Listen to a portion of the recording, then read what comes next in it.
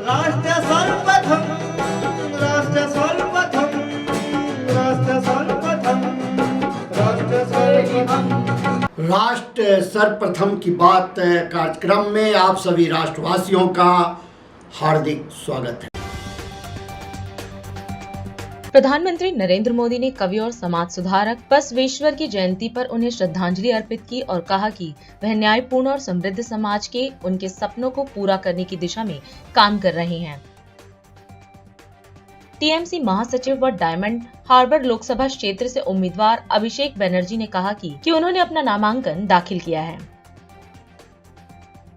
आबकारी नीति से जुड़े भ्रष्टाचार एवं धन शोधन के मामले में गिरफ्तार भारत राष्ट्र समिति के नेता के कविता ने निचली अदालत से जमानत न मिलने पर हाईकोर्ट का रुख किया।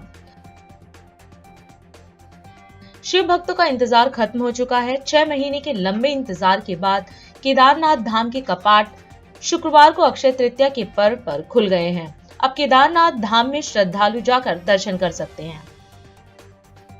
सुप्रीम कोर्ट ने दिल्ली के मुख्यमंत्री अरविंद केजरीवाल को अब खत्म हो चुकी दिल्ली शराब नीति से जुड़े मनी लॉन्ड्रिंग मामले में 1 जून तक के अंतरिम जमानत दे दी है। महाराष्ट्र के पालघर जिले की पुलिस ने एक निजी बैंक प्रबंधक और 2 अन्य लोगों से निवेश पर अच्छे मुनाफे का वादा करके 84 लाख से अधिक की ठगी करने के आरोप में 7 लोगों को गिरफ्तार किया है। गोरखपुर लोकसभा क्षेत्र से बीजेपी उम्मीदवार रवि किशन ने अपना नामांकन दाखिल किया। नामांकन से पूर्व उन्होंने गुरु गोरक्षधाम मंदिर में रुद्राभिषेक कर महादेव की पूजा अर्चना की और भोलेनाथ से आशीर्वाद प्राप्त किया। डॉक्टर राम मनोहर लोहिया अस्पताल में सीबीआई के छापे के बाद अस्पताल प्रशासन ने मामले की जांच के लिए कमेटी गठित कर दी है। अस्पताल की पूर्व चिकित्सा अधीक्षक डॉक्टर नंदिनी दुग्गल के नेतृत्व में बनी कमेटी में 3 सदस्य शामिल हैं। प्रधानमंत्री नरेंद्र मोदी ने महाराष्ट्र के नंदुरबार में सार्वजनिक बैठक को संबोधित किया। इस अवसर पर मोदी ने कहा कि वंचितों और आदिवासियों की सेवा करना बिल्कुल अपने परिवार की सेवा करने जैसा है। उन्होंने बीजेपी सरकार द्वारा लिए गए संकल्प की चर्चा की और कहा कि हर गरीब आदिवासी को घर देने का काम, बिजली पानी देने का काम बीजेपी सरकार ने किया है। वहीं पीएम मोदी ने कांग्रेस पार्टी पर जमकर हमला बोला। साथ ही पीएम ने नंदुरबार से भाजपा प्रत्याशी के समर्थन में वोट की अपील की। साथियों, वंचितों, आदिवासियों की सेवा मेरे लिए परिवार के सदस्य की सेवा जैसी है। कितने ही आदिवासी परिवारों के पास पक्का घर नहीं था। आजादी के 60 साल बाद भी गांवों में बिजली नहीं पहुंची थी और इसलिए मोदी ने संकल्प लिया था, हर गरीब को घर, हर आदिवासी को घर, हर आदिवासी के घर में पानी, हर परिवार को पानी की सुविधा। दूर सुदूर जंगलों में भी गांव क्यों न हो, हर गांव में बिजली। साथियों, हमने नंदुरबार के करीब 1.25 लाख गरीबों को हमने पीएम आवास पक्का घर दिया सिर्फ नंदुरबार में।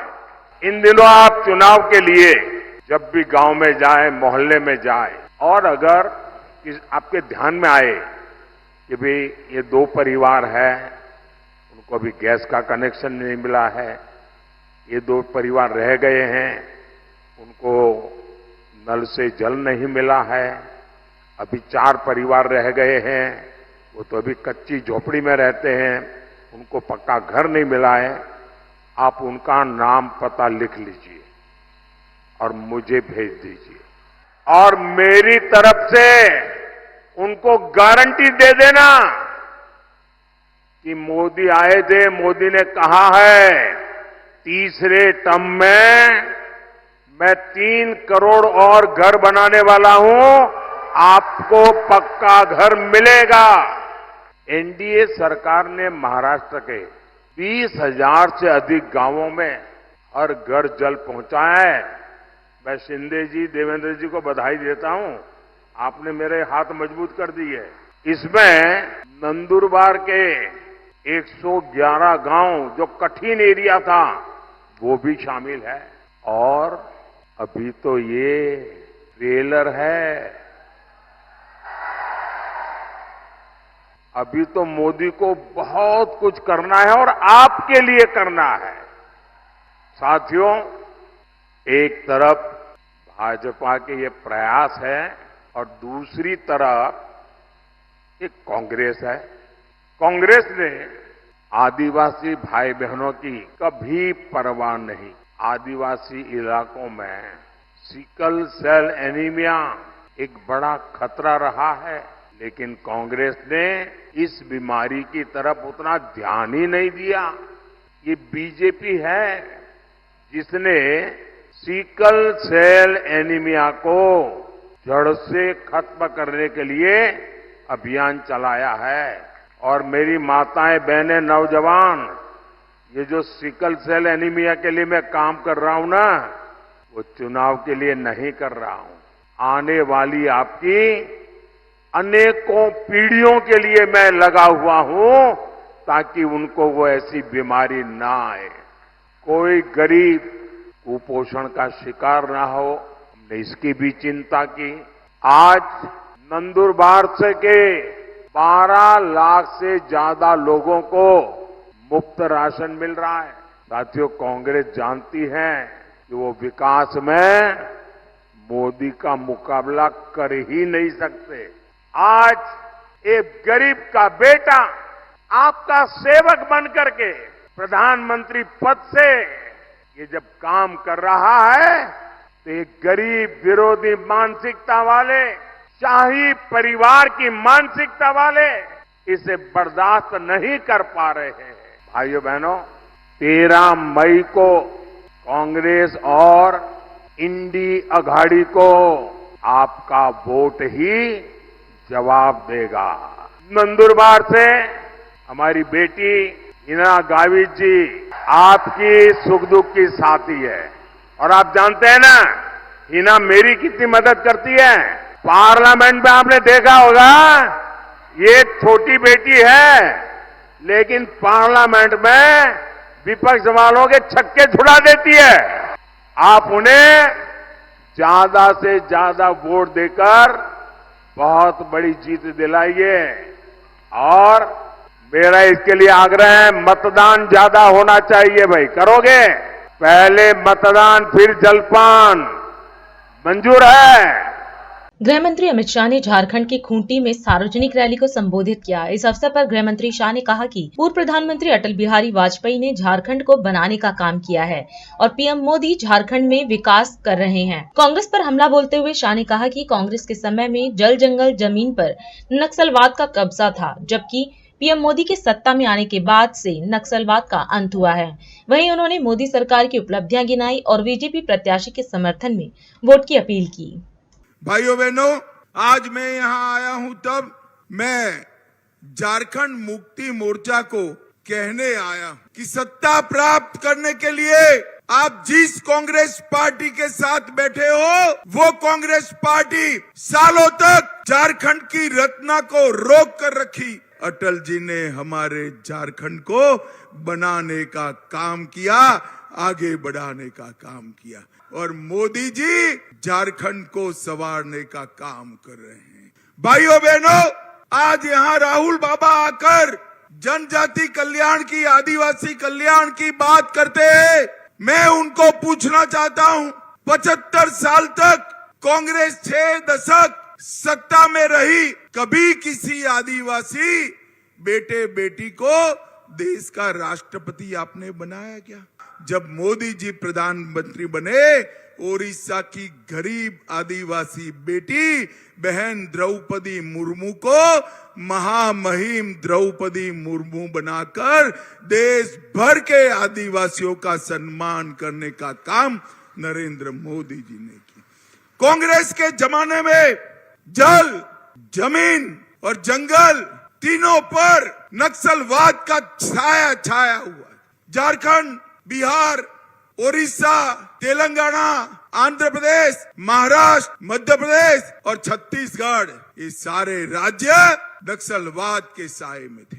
आपने 2 बार नरेंद्र मोदी को प्रधानमंत्री बनाया।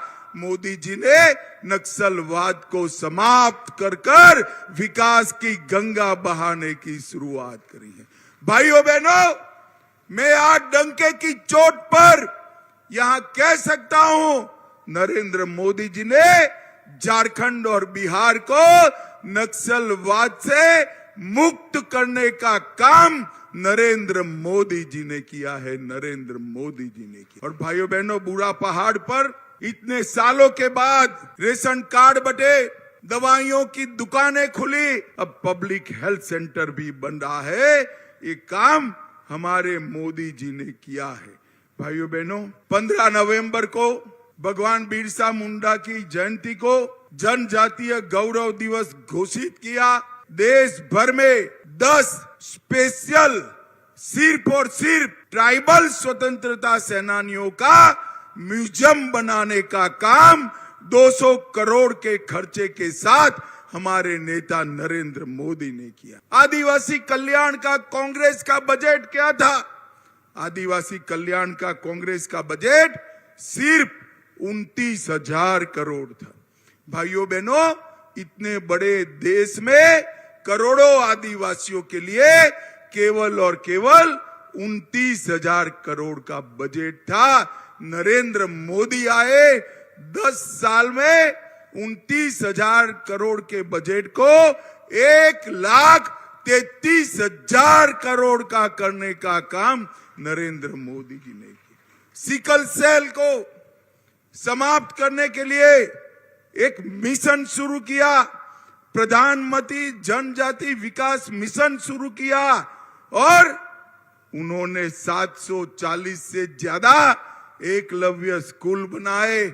1 लाख बच्चे इन स्कूलों में एनरोल्ड हुए और आने वाले दिनों में 40,000 आदिवासी शिक्षकों का भर्ती का कार्यक्रम भी घोषित हो चुका है।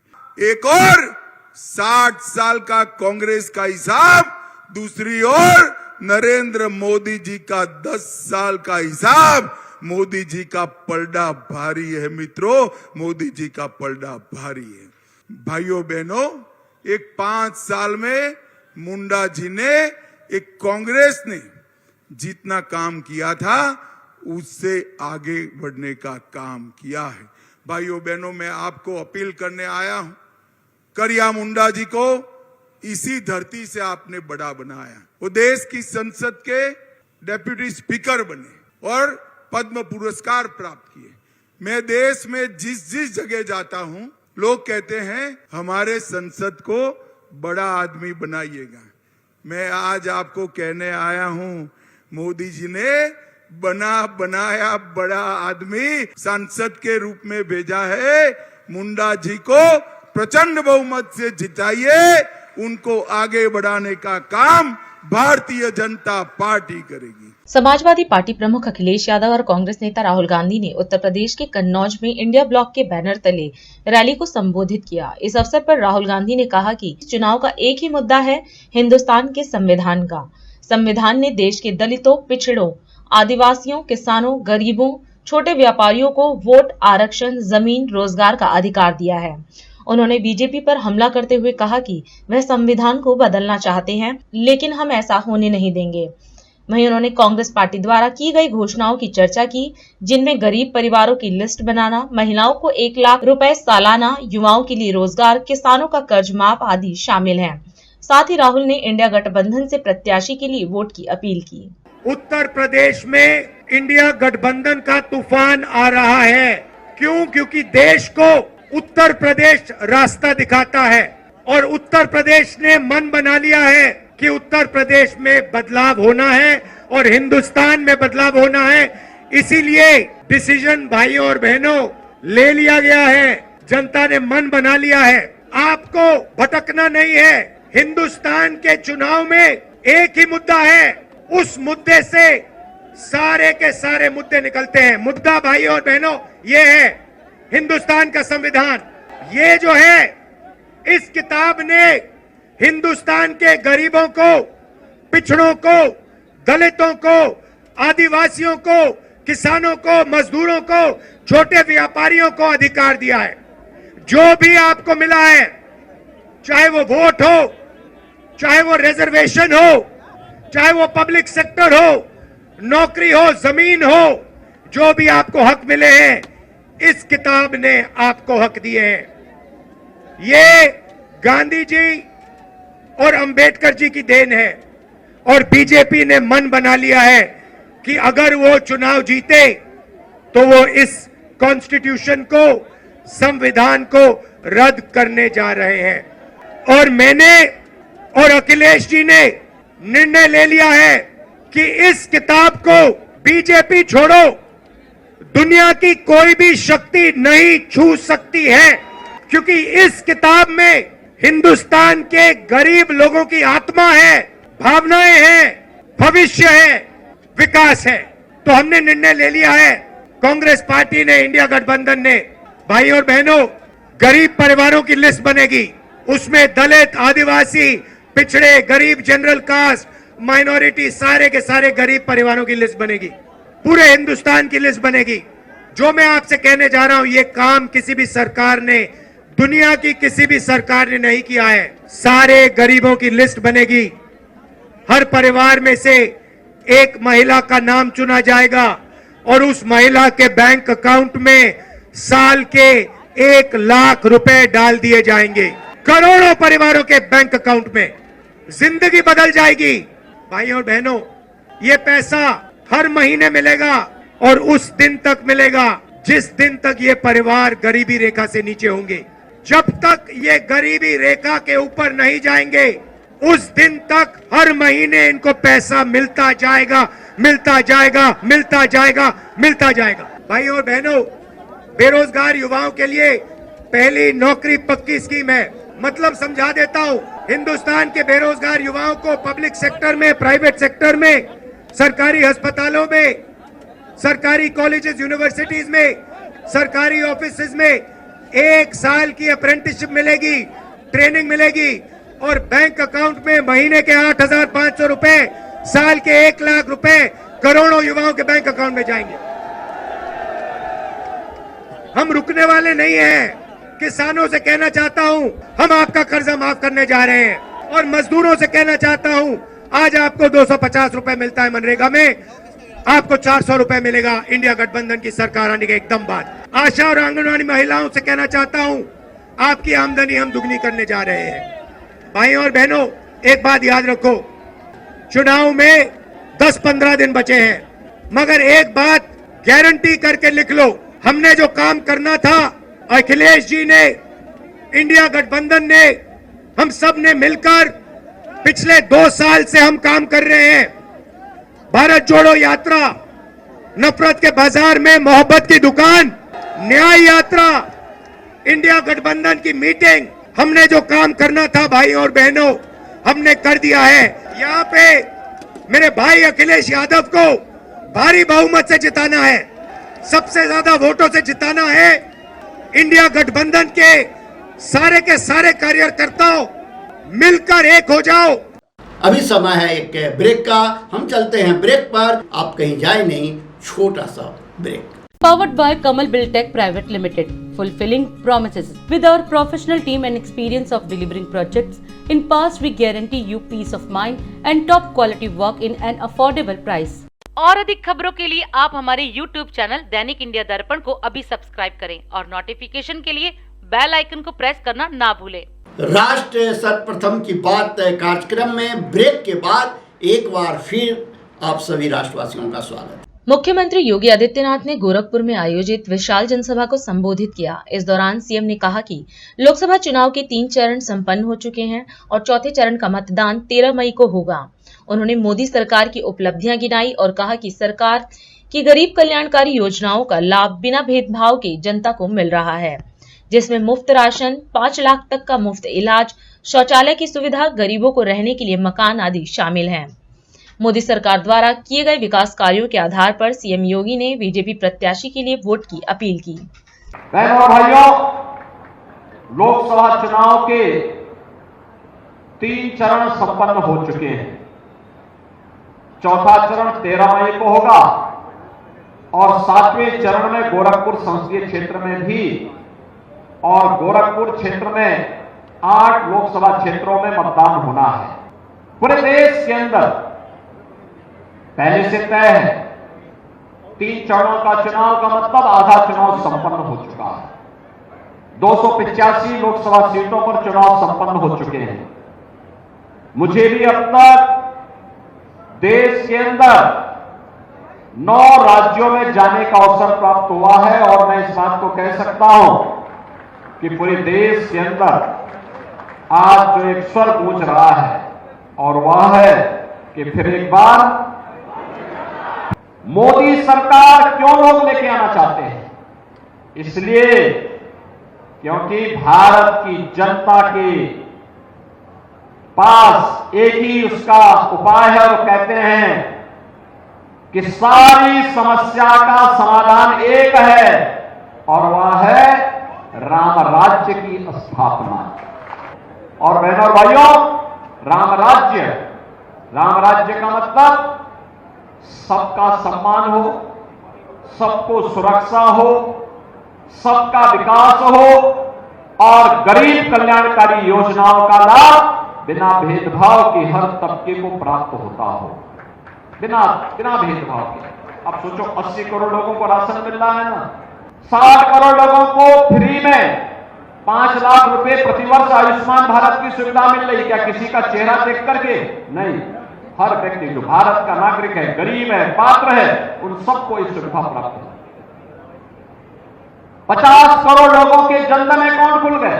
अगर हमें लखनऊ से किसी गरीब को पैसा भेजना हो, दिल्ली से कोई पैसा मोदी जी को भेजना हो, तो बीच का मध्यस्थ समाप्त, ये पैसा सीधे लाभार्थी के खाते में जाता है। 12 करोड़ किसानों को किसान सम्मान निधि का लाभ मिल रहा है। 12 करोड़ घरों में एक टॉयलेट बन गया, एक शौचालय का निर्माण हो गया। 10 करोड़ घरों में उज्ज्वला योजना का कनेक्शन आ गया। 4 करोड़ लोगों के मकान बन गए।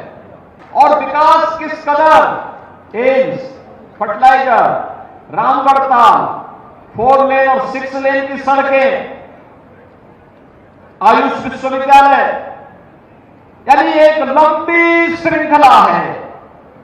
आप गिनते गिनते थक जाएंगे। विकास के कार्यों की कोई गिनती नहीं है, लंबी श्रृंखला है। पिपराइच में चीनी मिल भी है, तो सैनिक स्कूल भी है, तो नलावा से विद्यालय भी है, सड़क भी है, पुल भी है, बिजली भी है। बहनों भाइयों, पहले अशुद्ध जल के कारण इंसेफ्लाइटिस होती थी। आज इंसेफ्लाइटिस को पूरी तरह समाधान कर दिया गया, समाप्त, बीमारी समाप्त। ये चुनाव हमारे लिए आत्मनिर्भर और विकसित भारत निर्माण का चुनाव है। हम आत्मनिर्भर और विकसित भारत, आत्मनिर्भर का मतलब एक ऐसा भारत जिसमें नौजवान आत्मनिर्भर होगा, महिलाएं आत्मनिर्भर होंगी, किसान आत्मनिर्भर होगा, व्यापारी आत्मनिर्भर होगा, श्रमिक आत्मनिर्भर होगा, हर तरफ का आत्मनिर्भर होगा। उसको दूसरों पर निर्भर नहीं होना पड़ेगा। उस नए भारत के लिए, उस आत्मनिर्भर भारत के लिए जो आने वाली पीढ़ी के लिए विकसित भारत का रूप ले सके, इसके लिए हमें इस चुनाव में भागीदार बनना है और भारतीय जनता पार्टी को जिताना है। और इसलिए मैं कहूंगा आप सबको मेरी तरफ से, मोदी जी की तरफ से और स्वयं रवि किशन बनना पड़ेगा। आप लोग रवि किशन बनकर के गांव-गांव, घर-घर जाएंगे, भारी बहुमत से रवि किशन को कमल निशान पर चुनाव जिता करके भेजेंगे। तो फिर मेरे साथ दोनों आत्मा करके बोलेंगे, भारत माता की। देश में बढ़ती महंगाई और बेरोजगारी पर आपके वरिष्ठ नेता सौरभ भारद्वाज ने प्रेस वार्ता की। इस दौरान मीडिया को संबोधित करते हुए भारद्वाज ने केंद्र सरकार पर हमला बोला और कहा कि 10 वर्ष पहले भाजपा सरकार महंगाई खत्म करने का नारा देकर सत्ता में आई थी, लेकिन महंगाई है कि कम होने का नाम ही नहीं ले रही। उन्होंने आंकड़ों का हवाला देते हुए कहा कि मार्च 2014 में खाद्य महंगाई दर 8.5% थी और भारत भुखमरी के इंडेक्स में 2014 के अंदर 125 देशों में 99 नंबर पर आता था। वहीं अब 2023 में 12 पायदान और नीचे गिर गया है। इसके साथ ही भारद्वाज ने कहा कि आमदनी कम बढ़ी है और खर्चे ज्यादा बढ़ गए हैं। यह बेहद चिंता का विषय है और इस पर गौर करने की जरूरत है। 2014 के चुनाव से पहले जब भारतीय जनता पार्टी देश में वोट मांगती थी तो उनका सबसे बड़ा मुद्दा होता था बहुत हुई महंगाई की मार, अब की बार मोदी सरकार। और मैं समझता हूँ ये बहुत ज़रूरी है। जब देश में आम चुनाव चल रहे हैं, लगभग आधी सीटों पे चुनाव हो गए हैं, आधी सीटों पे चुनाव होने हैं, एक आकलन किया जाए कि भारतीय जनता पार्टी की सरकार जो 10 साल रही, इन 10 सालों के अंदर मोटा मोटा महंगाई पर क्या असर हुआ। एक आंकड़ा आपको बता दूं कि फिलहाल मार्च 2024 का जो खाद्य की महंगाई है, खाने पीने की चीज़ों की महंगाई है, वो करीब 8.5% थी। और भारत भुखमरी के इंडेक्स पे, उसमें 2014 में भारत 125 देशों में 99 नंबर पे आता था, और अब 2023 में भारत 12 पोजीशन नीचे गिर गया है। अब हम 111वें नंबर पे आते हैं 125 देशों में, यानी कि हालत बद से बदतर हो गई है। 2011-12 और 2022-23 10 साल का जो कंपैरिजन किया जाता है महंगाई का, अर्बन और रूरल क्षेत्रों में लोगों की आमदनी कितनी बढ़ी और खर्चे कितने बढ़े, इससे देखा जा सकता है कि महंगाई का क्या आंकड़ा हुआ। 2011-12 के अंदर ग्रामीण इलाके में एवरेज मंथली एक्सपेंडिचर रूरल होता था 1430 रुपए, जो 2022-23 में 10 साल में बढ़ के हो गया है 3773 रुपए, यानी कि करीब करीब 2.64 गुना ज्यादा। Average monthly expenditure urban centres के अंदर, शहरी इलाकों के अंदर जो खर्चा बढ़ा है वो बढ़ा है 2630 रुपए से बढ़ के 6459 रुपए, यानी कि इसके अंदर भी 2.45 गुना का इजाफा हुआ है। ये खर्चों में इजाफा हुआ है लगभग 2.5 गुना, लगभग 2.6 गुना, 2.4 गुना। अब जो कमाई है, जो पर कैपिटा इनकम है अर्बन और रूरल की मिला के, वो कितनी बड़ी है? वो बड़ी है 5050 से बढ़कर वो हुई है 8197 रुपए, यानी कि मात्र 1.6 टाइम्स। यानी कि जो आपकी कमाई है अर्बन और रूरल सेंटर्स के अंदर, जो आमदनी है वो सिर्फ 1.6 टाइम्स बढ़ी है, 1.6 गुना बढ़ी है, मगर जो खर्चे हैं वो करीब 2.5 गुना बढ़ गए हैं। तो जाहिर सी बात है, जब आपके खर्चे बढ़ गए, और ये आंकड़े कुछ चीजों के दाम मैं आपको बताना चाहता हूँ, आप सब लोग अपने अपने घरों में खरीदते होंगे। जो अरहर की दाल थी 2014 में 70 रुपए किलो आती थी, अब इसका दाम लगभग 154 रुपए है। उड़द दाल 67 रुपए किलो होती थी औसतन, ये 2024 में बढ़ के 124 रुपए किलो हो गई लगभग। चावल 27 रुपए किलो से बढ़ के 44 रुपए किलो के करीब बढ़ गया है। गेहूं 21 रुपए से बढ़ के लगभग 30 रुपए किलो हो गया है। दूध 36 रुपए लीटर हुआ करता था 2014 में जब इनकी सरकार आई थी, अब करीब 58-59 रुपए लीटर हो गया है। प्याज जो है 41% बढ़ गया है, 41% ईयर ऑन ईयर। टमाटर 40% बढ़ गया है, और टमाटर का तो ये हाल हो गया था जुलाई 2023 में कि टमाटर 250 रुपए किलो बिका था। उसी वक्त जुलाई 2023 में जो जीरा था वो 800 रुपए किलो तक पहुंचा।